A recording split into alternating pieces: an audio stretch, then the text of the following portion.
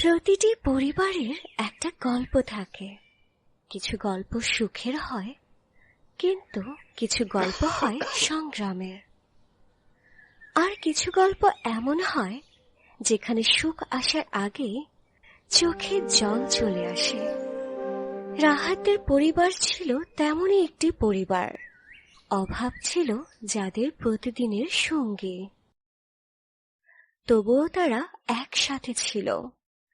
আর সেটাই ছিল তাদের সবচেয়ে বড় শক্তি। মা, আমার স্কুল ব্যাগটা আবার ছিঁড়ে গেছে। আর কয়েকদিন ব্যবহার করো মা, পরের মাসে একটা কিনে দেব। মিম চুপ হয়ে যায়। সে জানে মায়ের কাছে টাকা নেই। দারিদ্র্য শুধু মানুষকে কষ্ট দেয় না, অনেক ইচ্ছাকেও নীরবে একদম মেরে ফেলে। ওষুধটা শেষ হয়ে গেছে। কাল কিনে আনবো। কিন্তু দুজনেই জানেন কালও হয়তো ওষুধটা আর কেনা হবে না।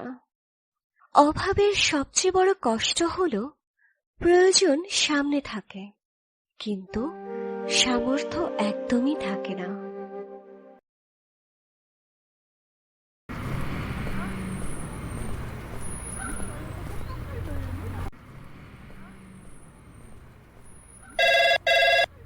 অভিনন্দন, আপনি চাকরির জন্য নির্বাচিত হয়েছেন।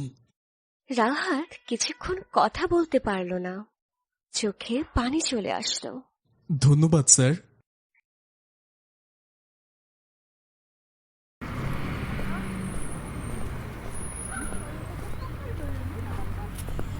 সেদিন শুধু রাহাত চাকরি পায়নি, সেদিন একটা পরিবারের আশা নতুন করে বাঁচতে শিখেছিল। মা, চাকরিটা হয়ে গেছে। মা থমকে যান। সত্যি? হ্যাঁ মা। মা ছেলেকে জড়িয়ে ধরেন। বাবার চোখেও পানি চলে আসে। আল্লাহ আমার কথা শুনেছেন। অনেকদিন পর সেদিন তাদের ঘরে হাসির শব্দ শোনা গিয়েছিল।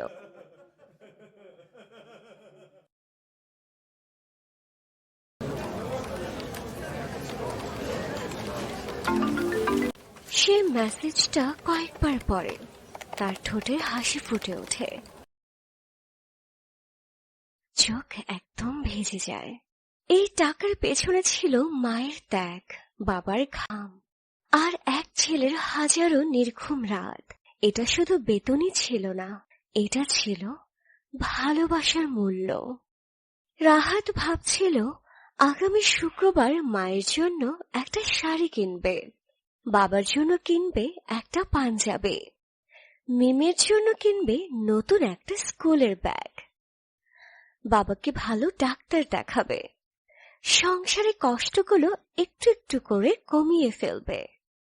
প্রথমবারের মতো তার মনে হচ্ছিল হয়তো এবার সব ঠিক হয়ে যাবে। আর কষ্ট করতে হবে না মা, এবার আমি আছি।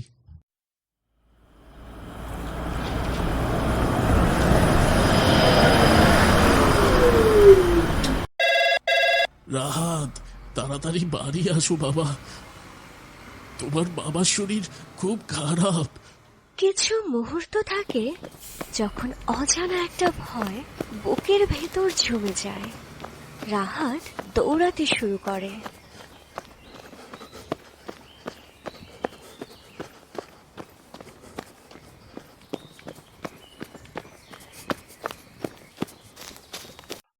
রাহাত দৌড়ে ঘরে ঢোকে, দেখে তার বাবা বিছানায় শুয়ে আছেন, চোখ বন্ধ, কোনো নড়াচড়া নেই।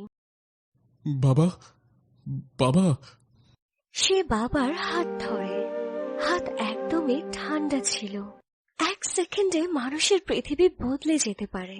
রাহাতের ক্ষেত্র ঠিক তাই হলো। তোর বাবা আর নেই রে। রাহাত স্তব্ধ হয়ে যায়। মনে হয় সময় একদম থমকে গেছে।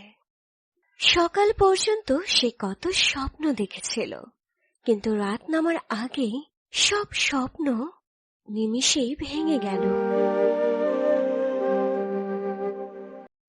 বাবা, আজ আমার প্রথম বেতন ছিল, তুমি তো বলেছিলে প্রথম বেতন পেলে আমরা একসাথে বসে খাবো। আমি তো তোমাকে ডাক্তার দেখানোর কথা ভেবেছিলাম বাবা। আর একটু আর একটু অপেক্ষা করতে পারলে না? ঘরের সবাই কাঁদতে থাকে। পৃথিবীর সবচেয়ে কঠিন বিদায় হলো যে বিদায়ের জন্য মানুষ কখনো প্রস্তুত থাকে না। রাহাত কবরের পাশে বসে আছে, তার চোখে অজস্র জল গড়িয়ে পড়ছে। বাবা, আমি কথা দিচ্ছি মা আর মিমির কোনো কষ্ট হতে দেব না। তুমি শুধু আমাদের জন্য দোয়া করো।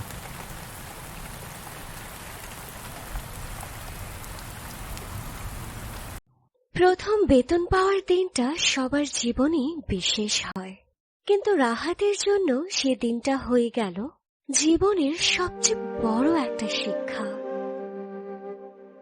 সে শিখেছিল টাকা মানুষকে সুখ দিতে পারে, কিন্তু সময়কে ফিরিয়ে আনতে পারে না। তাই যাদের আপনি ভালোবাসেন তাদের ভালোবাসার কথা আজই বলুন, কারণ কিছু অপেক্ষা চিরকালের আফসোস হয়ে যায়।